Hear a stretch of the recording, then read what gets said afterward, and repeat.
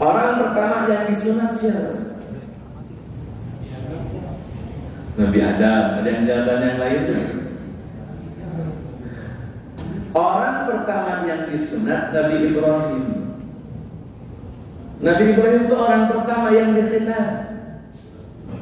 Pertanyaan kedua, Pak.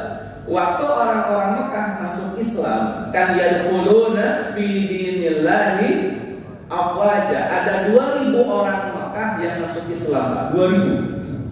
Pertanyaan saya, Pak, yang 2000 orang masuk Islam tadi, berbondong-bondong tadi, disunat nggak? Disunat nggak? Kan kalau kita, Pak, ada mu'alaf nih masuk Islam, sudah syahadat, yang keduanya disuruh sunnah. Kasih duit, sunnah.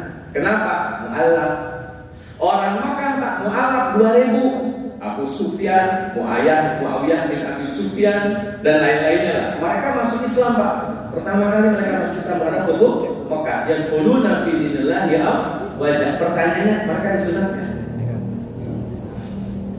Jawabannya tidak. Kenapa tidak? Karena orang Mekah sudah biasa disunat sejak zaman Nabi Ibrahim alaihissalam. Jadi mereka tidak perlu disunat lagi, Pak. Kenapa? Karena mereka sejak kecil sudah. Itu tradisi peninggalan Nabi Ibrahim alaihissalam. Tidak bertentangan dengan syariat. Nabi pelihara, Nabi lestarikan. Sunat bukan ajaran Nabi Muhammad, Pak. Itu sudah ada sejak zaman Nabi Ibrahim alaihissalam. Contoh yang lain, Pak. Menjamu tamu.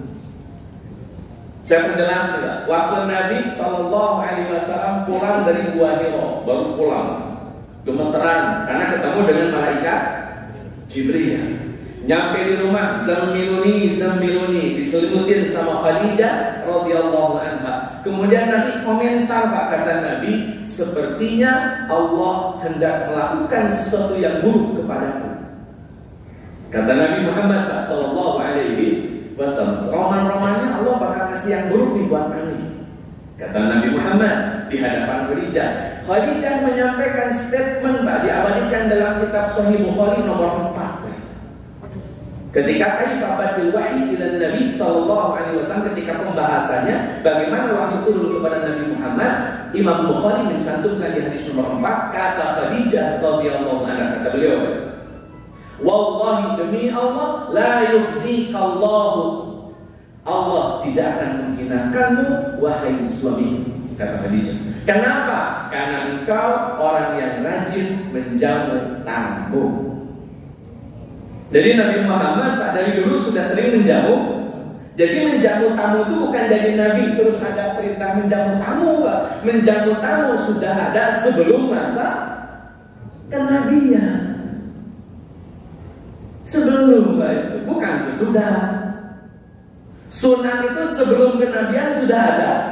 Sunat bukan sesudah kenabian baru disunat. Hati-hati nih sejarah, jangan ngaco.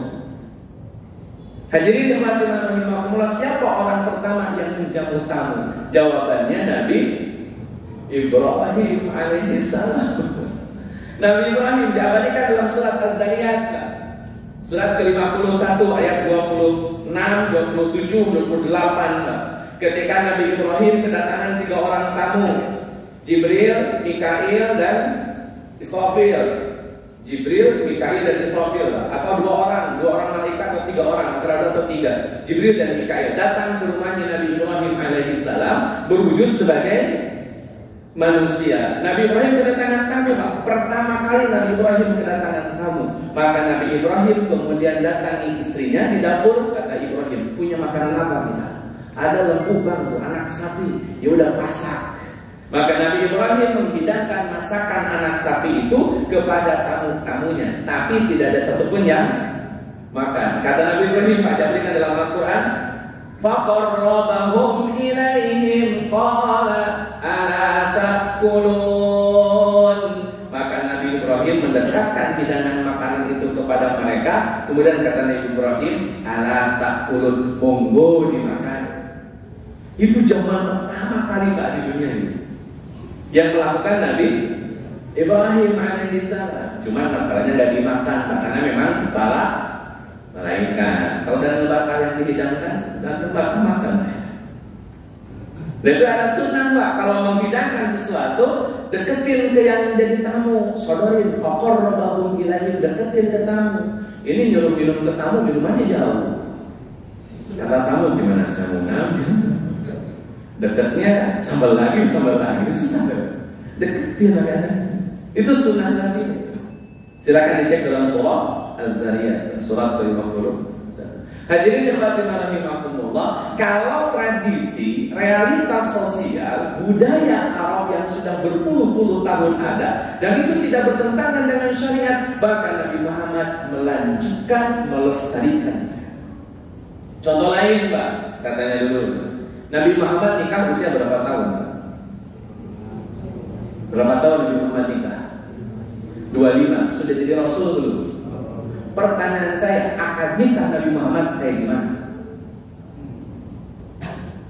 Akad nikah Nabi Muhammad kayak gimana? Setelah Nabi Muhammad jadi Rasul, diulang tidak akad nikahnya? Diulang tidak? Tidak. Muncul persamaan Pak.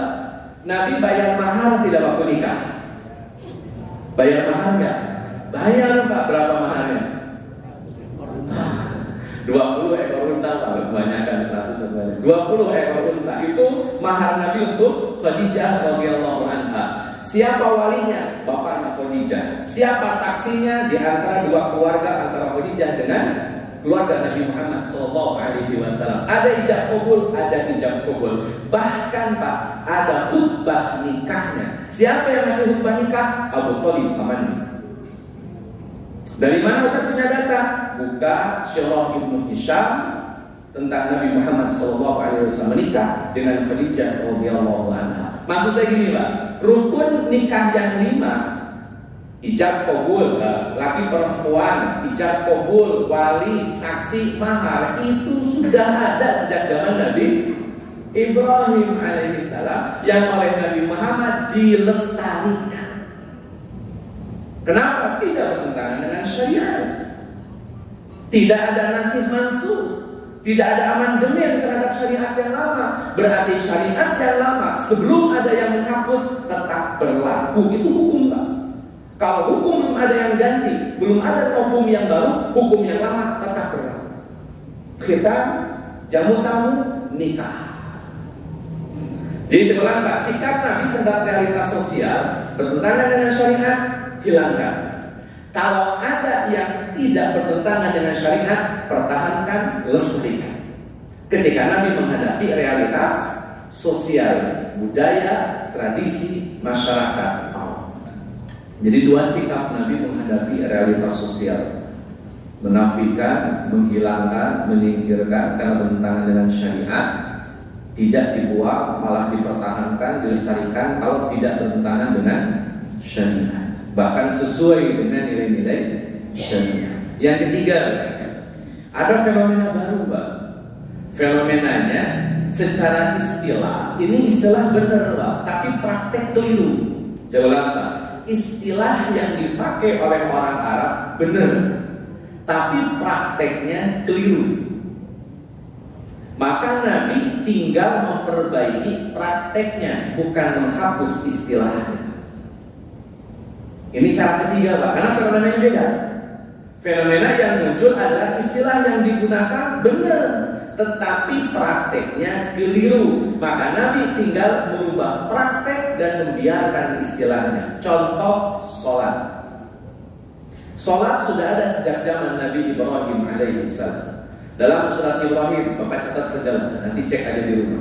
Surat Ibrahim, surat ke-14 ayat ke-40. Nabi Ibrahim doanya kayak gini. Rabbi ja'alni muqimas shalah wa min dzurriyyati.